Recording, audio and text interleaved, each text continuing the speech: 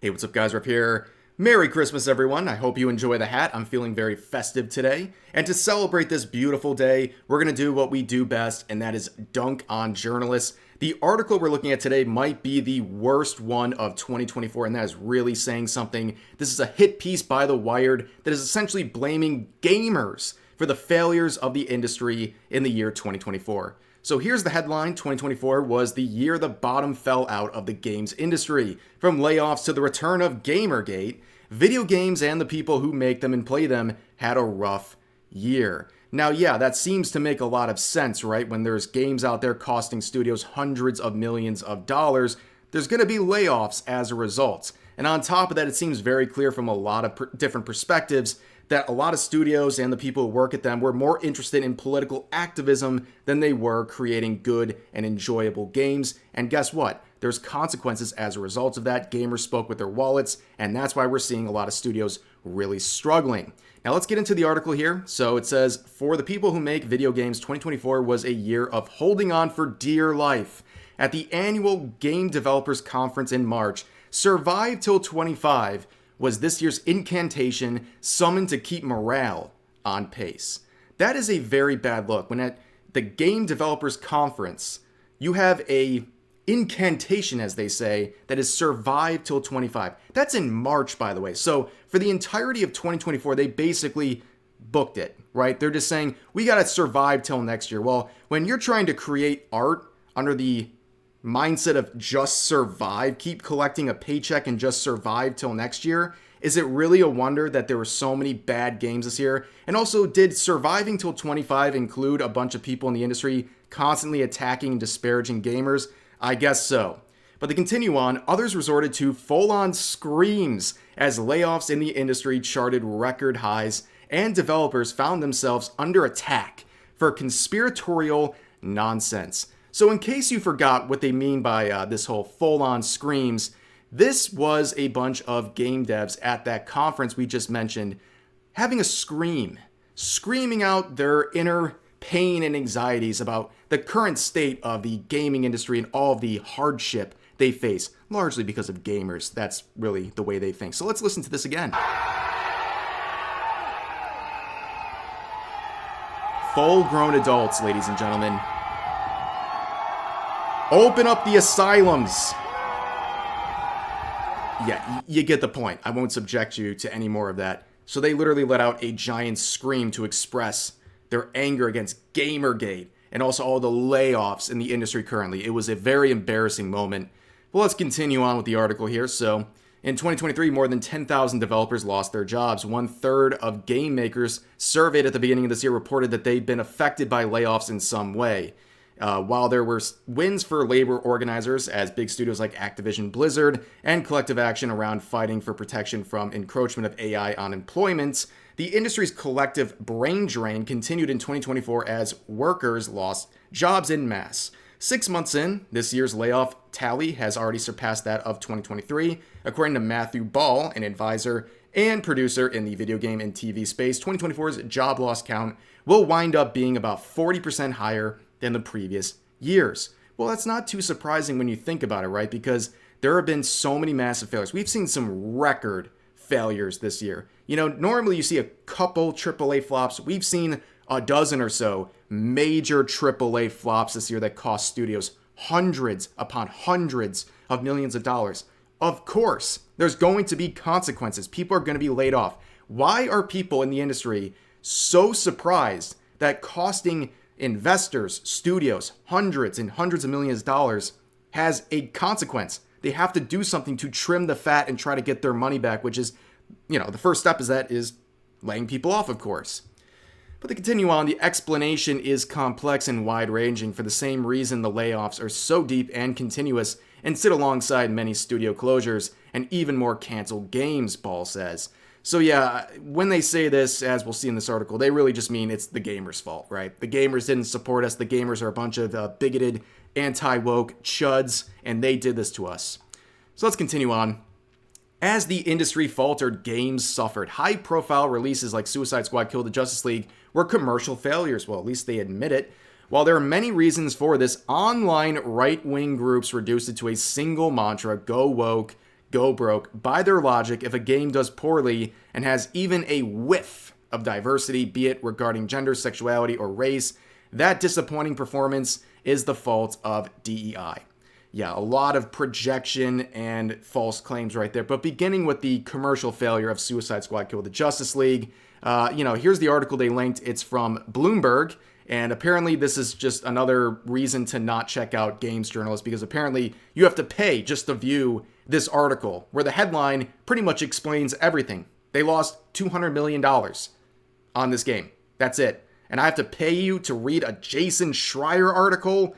No thanks, dude. You guys are really getting very cocky with this stuff. Like, the games journalism scene is dying, and you're trying to paywall articles like this that literally can be explained by the headline. But anyways, they go on right here, like they said, with this whole go woke, go broke. And they say, if a game has any diversity, it's going to fail. No, there's plenty of games that do really well. There's a lot of woke aspects of Baldur's Gate 3, and that game is a massive success, respected by many, many gamers, and it's still outperforming a lot of games in 2024, despite being released nearly a year and a half ago. So that is just a false claim. But they continue on, saying, although there have been incredible games released this year, Balatro, Final Fantasy VIII Rebirth, Metaphor, Astrobot, Black Myth Wukong, they just couldn't distract from the troubles faced by the people making them. They couldn't make up for the fact that the meta-narrative of video games in 2024 was bleak. You know, for a lot of people, I think there's a lot of games that people did enjoy. I mean, there was a lot of great games, including games like Stellar Blade, that they failed to mention, probably for reasons, personal reasons.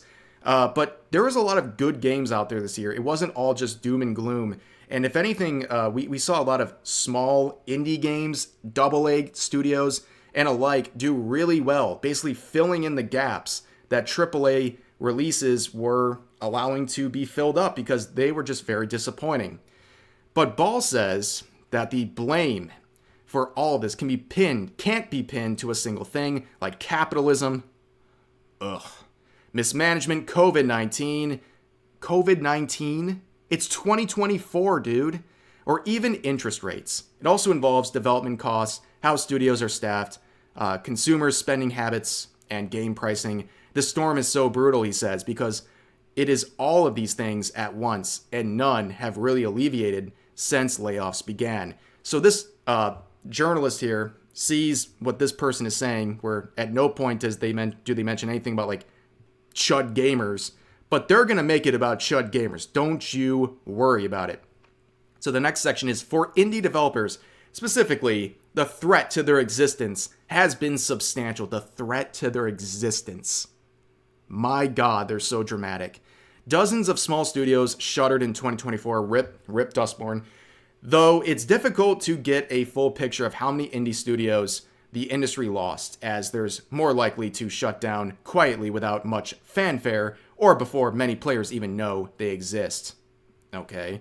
With dwindling opportunities to get funding from investors and little cash to go around, developers sought alternative methods to fund their games in the past year. Some took bankrolling into their own hands. Among Us creator Inner Sloth launched an initiative to give fellow developers backing to finish projects. Others, like Tales of Kenzera Zhao, developer Surgeon Studios, made their public plans in early development in hopes of attracting investments, all while fending off racist attacks from the anti-DEI crowd, making the challenges they're facing twofold.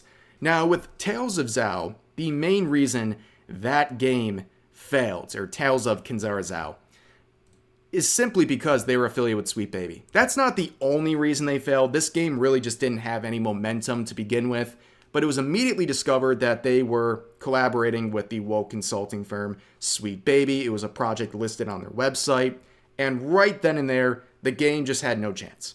And you can blame Sweet Baby for that. Don't blame gamers who don't want to see a game connected to that. And honestly, it all worked out the way that many predicted, with Surgeon Studios doing massive layoffs, and it appears so that they might be shutting down as a result of the failure of this game.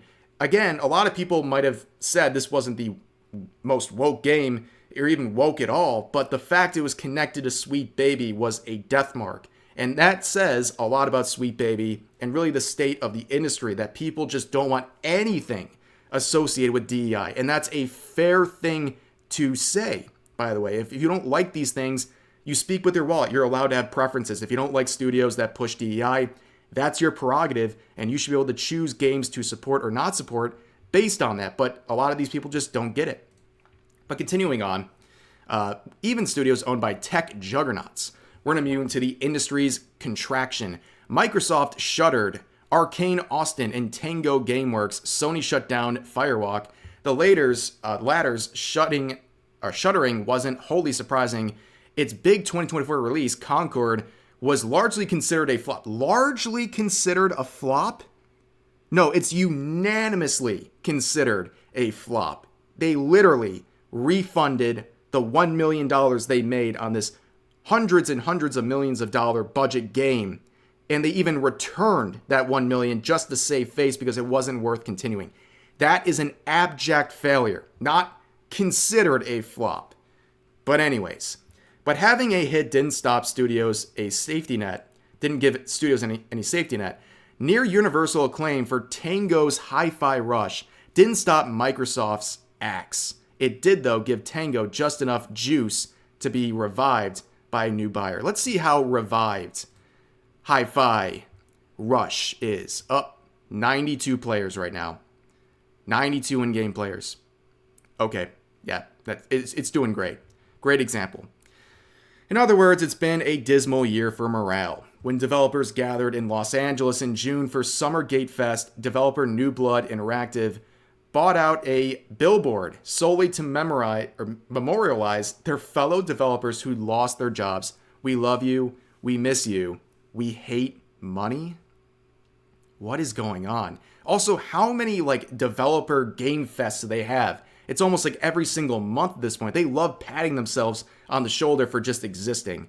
But anyways, this year may have been the 10th anniversary of Gamergate, the 2014 online hate movement that shaped the internet harassment tactics apparent today. But online, conversations felt like a trip back in time. Conservative ideologues bemoaned the inclusion of characters who did not fit the cookie-cutter image of a white, cis, hetero man. They complained that DEI was being forced upon them. It wasn't. No, it was. It's very obvious that it was. We've seen studios just outright say that they're pushing these things, okay? But on top of that, this idea that people only wanted cookie-cutter images of white, cis, hetero men in games. How did games like Stellar Blade do so well with a Asian female protagonist? What is going on? People just want good games. They will gladly accept a minority or a woman in a position of a protagonist if it's actually a good game. That's the problem. It's a shield for criticism. They put a minority as a lead in a game and they have a low quality game. People don't want to play the game because it's just not appealing. Then they blame it on the racists who never gave it a chance in the first place because of the choice of protagonist. It's just a bunch of excuses. But continuing on, in March, harassment towards a small consultancy company called Sweet Baby Inc. reached new heights as bad actors, organized through discords, Steam forums, and other online spaces, branding themselves as Gamergate 2.0. Dude, they branded themselves as Gamergate 2.0. You branded gamers as that title to make yourselves the perpetual victims. But they continue on. Online mobs harassed developers using tweets, DMs, YouTube videos, and Twitch streams. They targeted anyone with any connection to Sweet Baby and any consultancies, a fairly wide net, as consultants are often brought on to advise on accuracy, sensitivity, and more. Their mission was fighting against wokeification. The realities of the economic issues impacting games they love had no place in their tactics. The specter of diversity had more pull than analysts and experts. Okay, so basically you're saying the market spoke by what you just said there. But let's go back, okay? Let's just reflect for one moment. Sweet Baby Inc., a woke consultancy firm that has caused ripples across the industry. It is at a point where they basically have to hide everything they're doing. They've been driven even further underground. And once again, we have an article that ignores the reason all of this started. This is the reason the entire backlash against Sweet Baby Inc. reached a fever pitch back in February. Their employee Chris Kindred told everyone in his following to falsely report, Steam group Sweet Baby Inc. detected, and the personal account of Cabrutus Rambo, who was the one who created the Sweet Baby Inc. detected Steam group. That is what started a firestorm. That's what ignited all the criticism against Sweet Baby. Again, a journalist who clearly is not very good at their job or incredibly biased leaves out this incredibly important detail because it doesn't suit their narrative. But continuing on, games with black leads and characters were derided as forced. Female characters deemed unattractive or masculine were suffering from DEI chin. I had to look this one up. I've never actually heard of a DEI chin, but apparently this is a thing that was created this year. DEI chin is an expression that has been used to refer to perceived trend in female characters in video games and animations that have strong, defined jawline associated by some with woke culture, DEI, and modern trends in video game development. So I had not heard of the phrase DEI chin, but thanks to this journalist, I will be including this in future videos because it's an absolute banger. So thanks to The Wired for informing me on a very great tool here. But continuing on, Dragon Age the Veilguard was criticized by far-right trolls for its customization options, which allow players to create characters with top surgery scars or play with non-binary companion. After reviews were released, conspiracists latched onto cliched phrases and other language as proof that Studio BioWare was instructing reviewers how to talk about their game. Well, they definitely did some of that too, it's been proven. But they make this claim that because of these character creation options that these alt-right, far-right gamers would just never give it a chance. Well, what about Baldur's Gate 3? Having pretty much the same. The difference between Baldur's Gate 3 and Veilguard is that the woke features ended at character creation as opposed to Veilguard, where that was the whole game. It wasn't just a few little things here. The entire storyline was driven by woke nonsense, by characters coming out as non-binary, pulling a barf, doing push-ups and misgendering one another. Like, so much ridiculous stuff. It was caked into every aspect of the game. But next they say, even not released titles face bombardment. Compulsion Games South of Midnight. I don't have to read anymore. They're affiliated with Sweet Baby. They're a Sweet Baby customer or client. That's it. That is why people are critical of that game. And there's very bad designs. There's a photoshopped example here, but you don't need the photoshopped example. The real examples are not good. But continuing on. But pressure to remain apolitical, a curious agenda for an entertainment form that marries the artistic preferences of narrative and imaginary worlds with agency granted to players who inhabit them. Dude, get over yourself. My God. Did not come just from a vocal minority. Following the release of Black Myth Wukong, some streamers were given instructions to avoid talking about COVID-19 or feminist propaganda. The guidelines had the opposite effect, encouraging streamers to lead with the code words they've been barred from, a push against standards meant to actually censor players. That didn't happen. Where did that happen? I don't see any source for this pushback that people did, apparently against this right here, this notice given to reviewers. That was very simple, okay? Review Black Myth Wukong and don't include a bunch of political nonsense.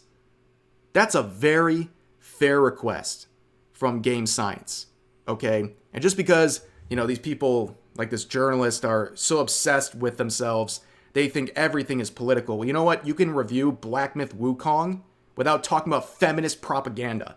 Like, are you kidding me? There's a reason they mention that stuff. It has no place. It doesn't even make sense. It's just annoying and it detracts from giving an honest review of the game. But anyways, looking ahead to 2025, Ball says he hears more pessimism generally. But it just sucks to contemplate, let alone predict. If there is one plus, he says, it's that there is a lot more hiring happening than is generally believed. Downside is it's not nearly compensating overall, especially at indies. As 2024 comes to a close, the industry is operating from the outside with a business as usual mindset. In December, developers gathered in Los Angeles to celebrate the Game Awards. On stage, host Geoff Keighley made a small speech amid game announcements, accolades, and a performance from Snoop Dogg. The sad reality is that over the past few years, the gaming industry has suffered significant and unprecedented industry-wide layoffs, Keighley said. Those affected by those affect the games we get to play, and even more important, the people who make the games we love. We can debate on certainly disagree with the reasons why. And honestly, as a show of, we kind of struggle with how to address these topics in a constructive way. I'm sorry, my brain's literally rotting from reading this article, but we're almost through it, okay? There's one more section that's important.